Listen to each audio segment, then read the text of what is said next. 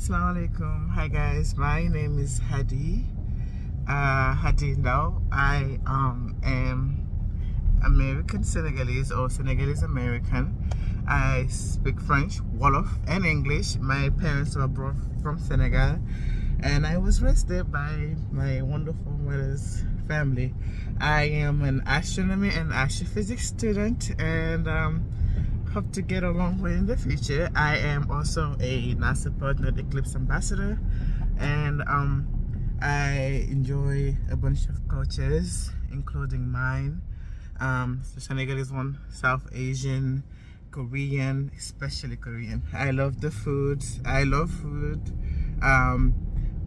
Different cultures, the music, the dramas, and have friends all around. And well, as you know, I said Assalamu alaikum, so I'm Muslim.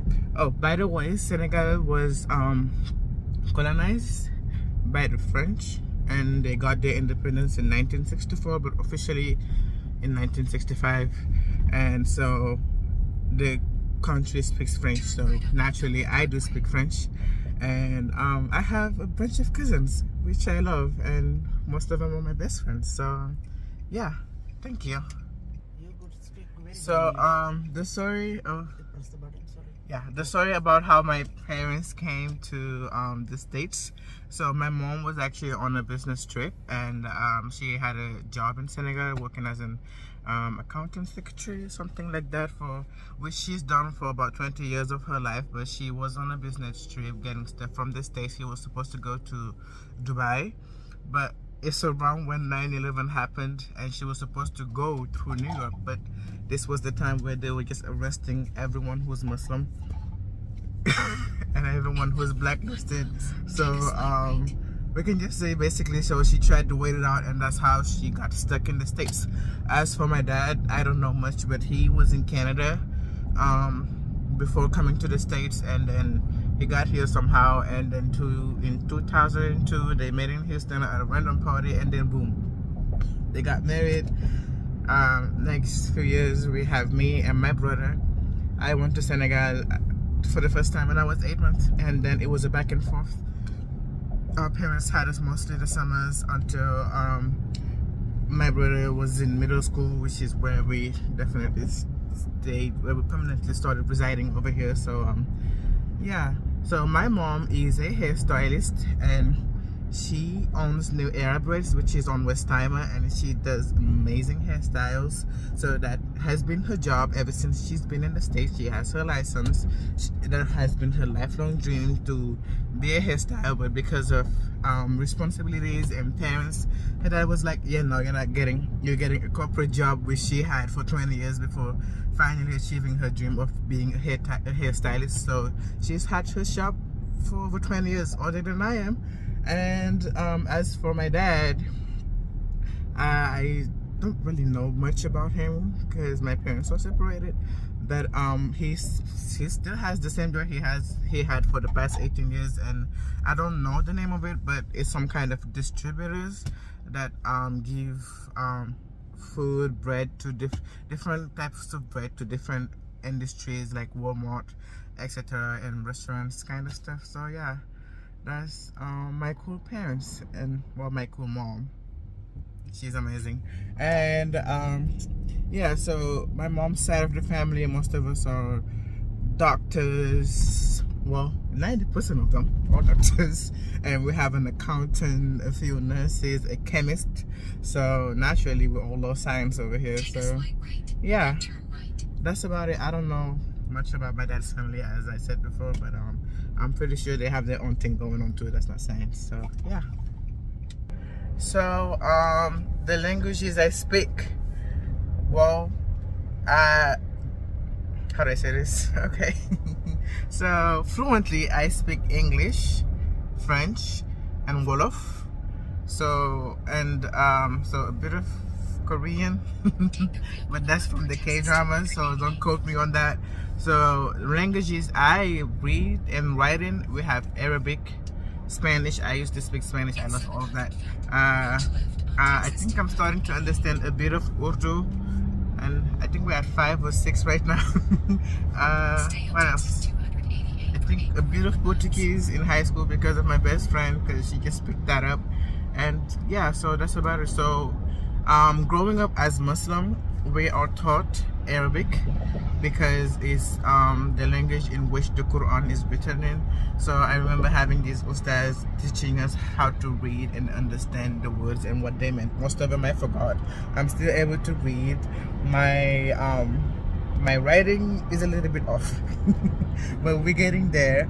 I'm starting to pick up a little bit of Urdu because, well, like I said earlier, I'm really into Asian culture, being Japanese, Korean, Pakistani, Indian. Oh, by the way, my mom loves Indian movies, and she picked that up from the time where she was 15, and that her dad would take her to the movies, and all they had is these 3-4 hours long Indian movies, and so she still watched them to this day, and I watched them with her. So Mera Urdu acha hai kind of thing. So I'm okay with it. And by the way, I have met my mom. Well, I know the mom, Salma. Her name is Salma T, and she's Pakistani. And I spent a year with her, and mashallah, Allahumma barak, I love her. She is amazing. Shout out to you, mama. I love you very much. मुझे बहुत प्यार हुआ था, and mashallah, उसका बहुत खूबसूरत दिल, and she's like very pretty. She's an amazing woman, a loving heart, a loving mother to her child and grandchildren. So shout out to you. I love you as well.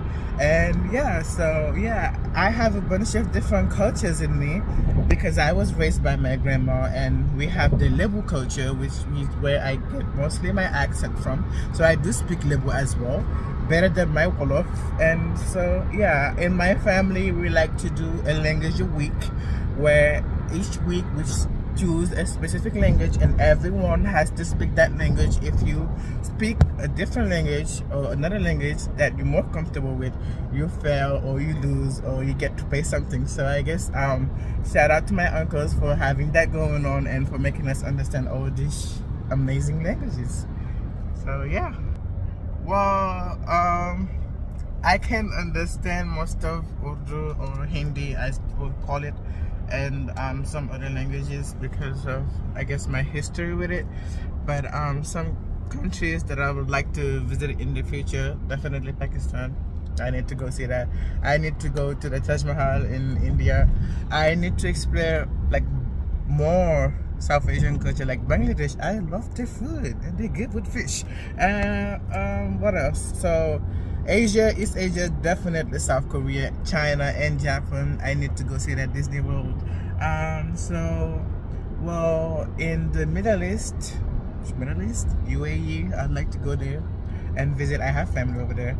I've been to Europe. Well, I'm from Africa, but I would like to visit some more African countries that I have not yet.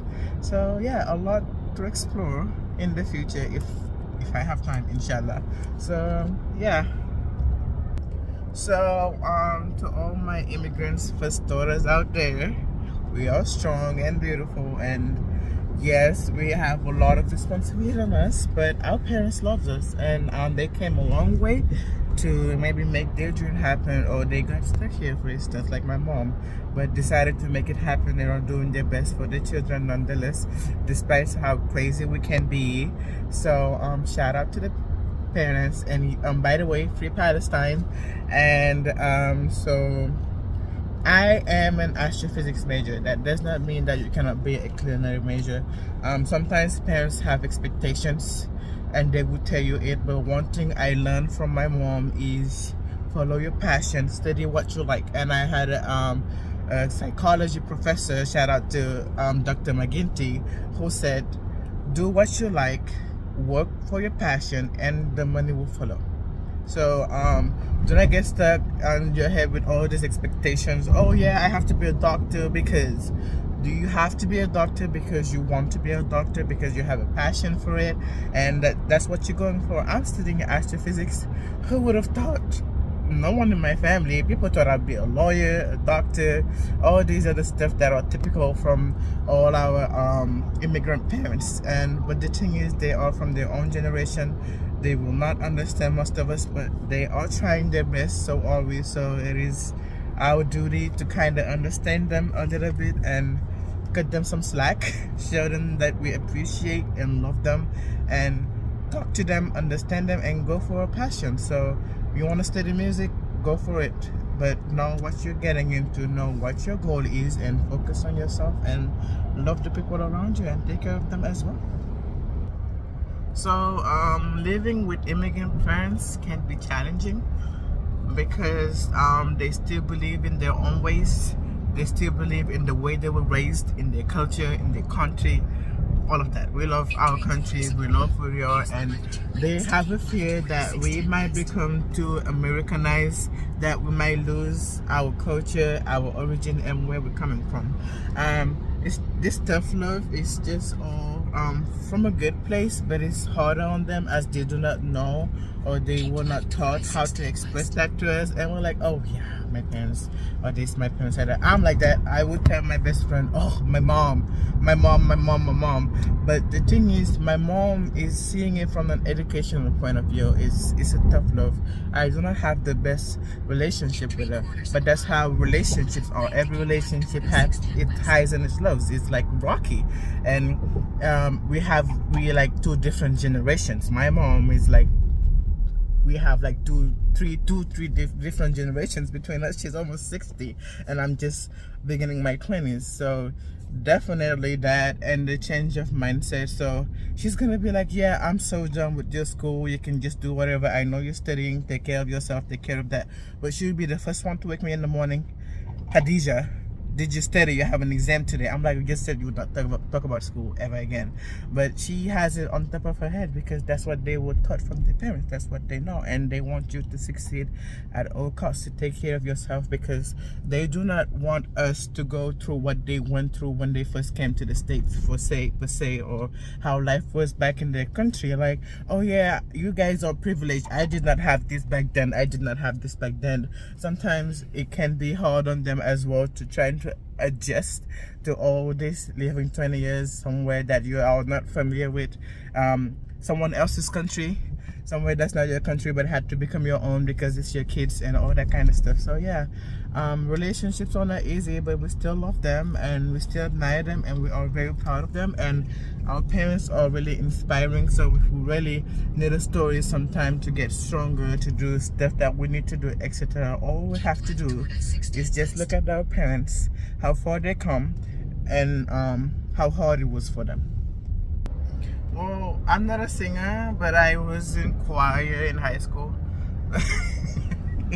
I don't know how I done it, but it was my senior year of high school. I always wanted to be in choir. I was not a lead singer, but I was a tenor. My friend will tell you that I would rip your eardrums, so I would not be singing.